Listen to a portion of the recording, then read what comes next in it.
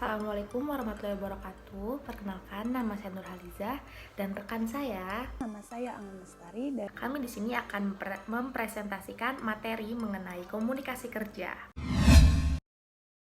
Apa sih komunikasi kerja? Jadi komunikasi kerja adalah proses pertukaran informasi, gagasan, dan pesan antar individu atau kelompok dalam lingkungan kerja. Tujuan dari komunikasi kerja sendiri adalah untuk menyampaikan informasi yang relevan, memfasilitasi koordinasi, membangun hubungan kerja yang baik untuk mencapai tujuan bersama. Gimana sih komunikasi kerja menurut para ahli? Yang pertama ada menurut Peter Drucker, komunikasi yang paling umum adalah kesalahpahaman bahwa itu terjadi. Jadi menurut Peter Drucker, komunikasi efektif adalah tentang memastikan bahwa pesan yang disampaikan dapat dipahami dengan benar oleh penerima. Kemudian ada menurut David Grossman, komunikasi yang efektif adalah pendorong utama keberhasilan di tempat kerja. Grossman menekankan pentingnya komunikasi yang jelas, terbuka, dan teratur untuk membangun budaya kerja yang kuat dan memfasilitasi kerjasama.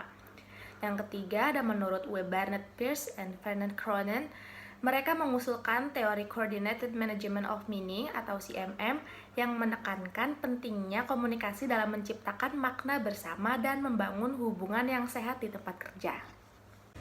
Yang keempat ada dari Marshall McLuhan, media adalah pesan.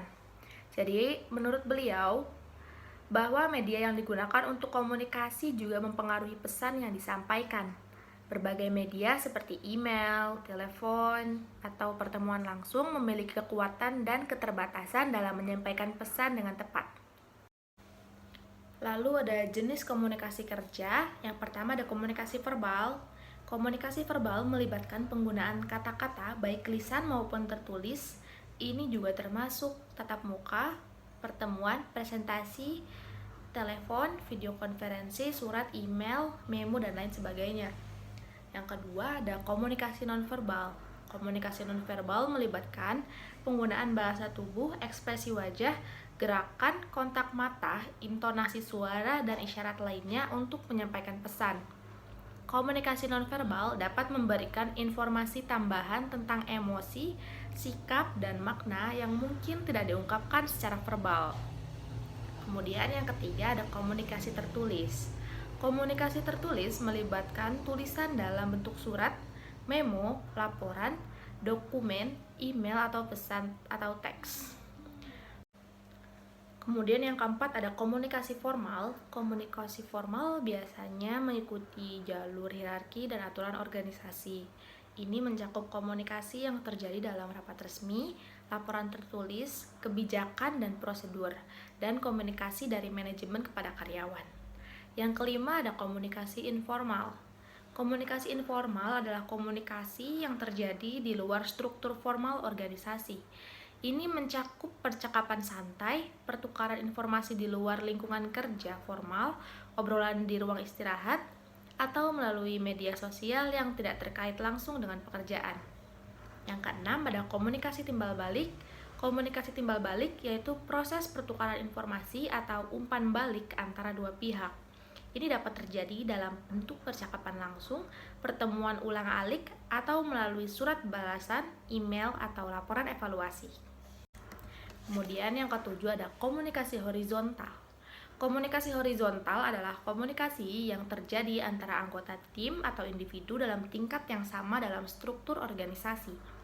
Ini memfasilitasi kolaborasi, koordinasi, dan pertukaran informasi di antara rekan kerja sejajar. Yang kedelapan ada komunikasi vertikal. Komunikasi vertikal adalah komunikasi yang terjadi antara tingkatan hierarki yang berbeda dalam organisasi, seperti komunikasi antara manajer dan bawahan, atau antara atasan dan karyawan. Kemudian yang kesembilan ada komunikasi massal. Komunikasi massal melibatkan pengiriman pesan kepada khalayak yang lebih luas, seperti melalui siaran radio, televisi, iklan, atau publikasi. Ini digunakan untuk mencapai audiens yang lebih besar dan mencakup komunikasi organisasi kepada publik. Yang ke-10 ada komunikasi formalisasi. Komunikasi formalisasi adalah komunikasi yang terjadi dalam konteks peraturan, kebijakan, dan prosedur yang ditetapkan. Ini mencakup komunikasi yang mengikuti standar tertentu dan melibatkan proses formal, seperti komunikasi resmi dalam rapat ataupun presentasi. Pentingnya komunikasi kerja, yaitu satu, meningkatkan team building, yaitu komunikasi yang efektif dapat meningkatkan team building dengan menerapkan strategi dan komunikasi yang efektif dan akan berdampak pada kepuasan karyawan dalam perusahaan. Yang kedua, meningkatkan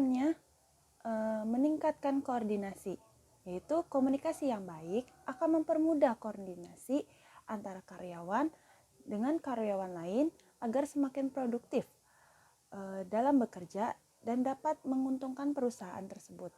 Yang ketiga, memahami karakter. Komunikasi di dunia pekerjaan dapat digunakan untuk memahami karakter seseorang. Dengan memahami karakter seseorang di tempat kerja, maka akan mengurangi kesalahpahaman di perusahaan. Kemudian ada manfaat komunikasi kerja. Yang pertama, komunikasi yang baik dapat mengurangi konflik atau kesalahpahaman. Ketika seseorang berkomunikasi dengan baik, namun lawan pembicaranya memiliki pola komunikasi yang berbeda, dapat menimbulkan kesalahpahaman. Yang kedua, komunikasi yang baik dapat meningkatkan keterlibatan karyawan. Yang ketiga, komunikasi yang baik menciptakan hubungan kerja yang lebih baik. Yang keempat, komunikasi yang baik menghasilkan tenaga kerja yang lebih produktif dan aktif.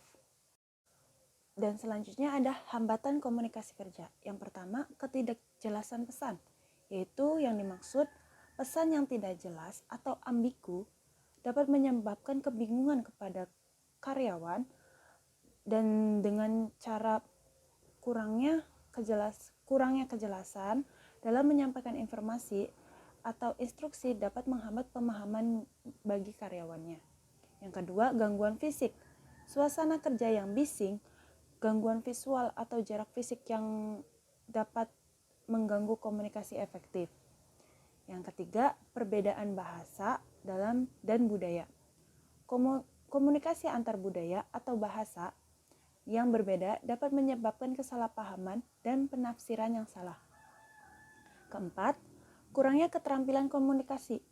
Keterampilan komunikasi yang kurang atau tidak memadai dapat menghambat kemampuan seseorang untuk menyampaikan pesan atau pendapat yang jelas atau dapat didengar dengan secara efektif. Filterisasi informasi. Proses komunikasi melibatkan beberapa tingkatan dalam organisasi atau tim. Ketika informasi melewati beberapa filter atau perantara, pesan dapat diubah-ubah ataupun hilang. Hal ini dapat menyebabkan hilangnya informasi yang penting atau menyebabkan instansi dalam pemahaman pemesanan. Yang keenam, gangguan teknologi. Ketergantungan pada teknologi komunikasi seperti email, telepon, platform, kolaborasi online dapat menyebabkan hambatan jika terjadi gangguan teknis atau masalah koneksi. Kesalahan pengiriman, kehilangan data, atau ketidakmampuan untuk berkomunikasi secara langsung dapat menghambat aliran informasi yang efektif. Yang kedelapan, perbedaan persepsi dan nilai. Perbedaan persepsi dan nilai antar individu atau kelompok dalam organisasi dapat mempengaruhi cara pesan diterima dan diinteraksikan atau dipresentasikan. Pandangan yang berbeda tentang dunia dan tujuan yang berbeda dapat menyebabkan hambatan dalam komunikasi yang efektif. Di sini ada contoh komunikasi kerja di mana di perusahaan PT Cipta Mandiri Wira Sakti. Komunikasi kerja pada PT Cipta Mandiri Wira Sakti termasuk ke dalam komunikasi verbal dan nonverbal, di mana pada komunikasi verbal seluruh leader atau atasan melakukan briefing terhadap bawahannya atau anak buahnya sebelum dan sesudah melakukan proses untuk dengan cara untuk mengevaluasi kinerja karyawan dalam proses setiap harinya. Sedangkan untuk komunikasi nonverbal, yaitu setiap leader atau atasan akan memberikan informasi dengan melalui WhatsApp group, yaitu informasi online berupa jadwal shift ataupun informasi penting lainnya yang tidak bisa dapat disampaikan secara verbal. Dapat dilihat melalui jurnal yang berjudul Pengaruh Stres Komunikasi Kerja dan Kepuasan Kerja terhadap Prestasi Kerja Karyawan pada PT Prima Karya Manunggal Kabupaten Pangkep. Yaitu dalam penelitian ini dilaksanakan pada PT Prima Karya Manunggal Kabupaten Pangkep.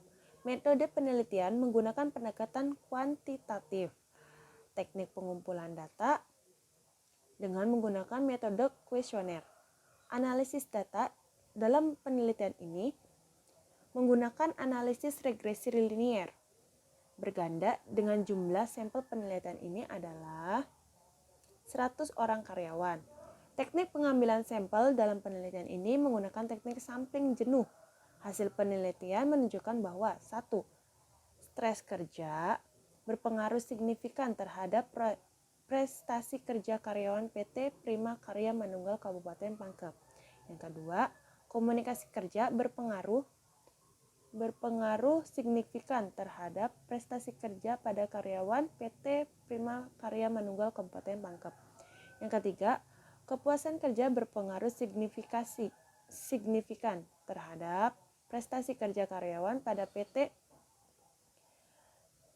Prima Karya Manunggal Kabupaten Pangkep. Yang keempat, secara simultan stres kerja, komunikasi kerja dan kepuasan kerja berpengaruh signifikan terhadap prestasi kerja karyawan PT Prima Karya Manunggal Kabupaten Pangkep. Stres kerja berpengaruh signifikan terhadap prestasi kerja karyawan pada PT Karya Manunggal Kabupaten Pangkep. Komunikasi kerja berpengaruh signifikan terhadap prestasi kerja karyawan pada PT Prima Karya Manunggal Kabupaten Pangkep. Kepuasan kerja berpengaruh signifikan terhadap prestasi kerja karyawan pada PT Prima Karya Manunggal Kabupaten Pangkep. Secara simultan, stres kerja, komunikasi kerja, dan kepuasan kerja berpengaruh signifikan terhadap prestasi kerja karyawan pada perusahaan Prima Karya Manunggal Kabupaten Pangkep.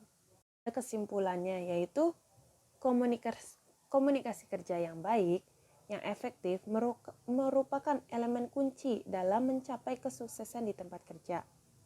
Dengan komunikasi yang baik, individu dan tim dapat bekerja sama secara efisien, membangun hubungan kerja yang kuat, dan mencapai tujuan bersama yang lebih baik.